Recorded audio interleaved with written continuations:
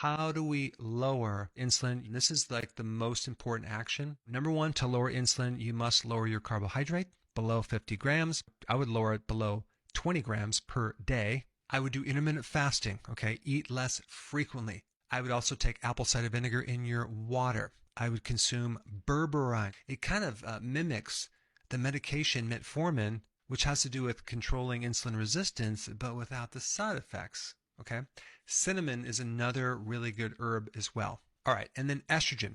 It's just about avoiding estrogen, avoiding things that mimic estrogen. That would be like certain chemicals in the environment. So you want to do more organic. And cortisol. How do we lower cortisol? Stress reduction. Physical work around the house to get your attention off stress. Go for long walks.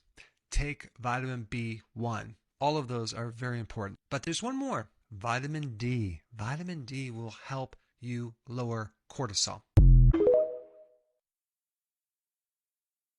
So insulin resistance, simply put, you have an organ called your pancreas. The pancreas produces insulin after sugar in your blood is elevated. Pancreas gets the alarm, produce insulin, insulin gets sent out. Insulin then is supposed to shuttle the glucose to the liver, to the muscles, and to the fats. So once your pancreas has produced more insulin, the insulin is going to move into the bloodstream.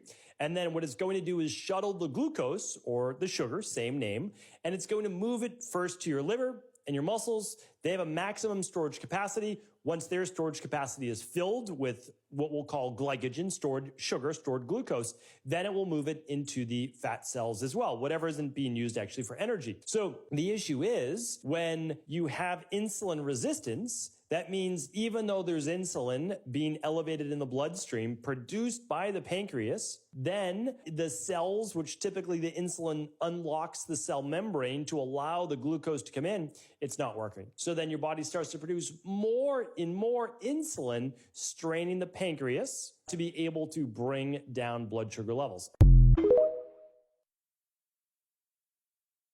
Let's look at what happens inside of our bodies when our blood sugar is too high. Our body is fueled by fat or carbohydrates. When we eat carbs, our body converts it into glucose, which then enters our bloodstream.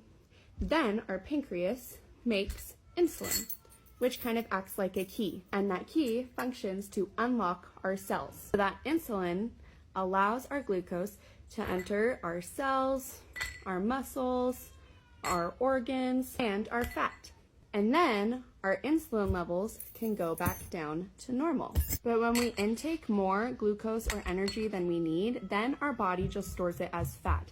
And then over time, our pancreas simply won't be able to keep up with the demand. And we will have way too much glucose and insulin in our bloodstream.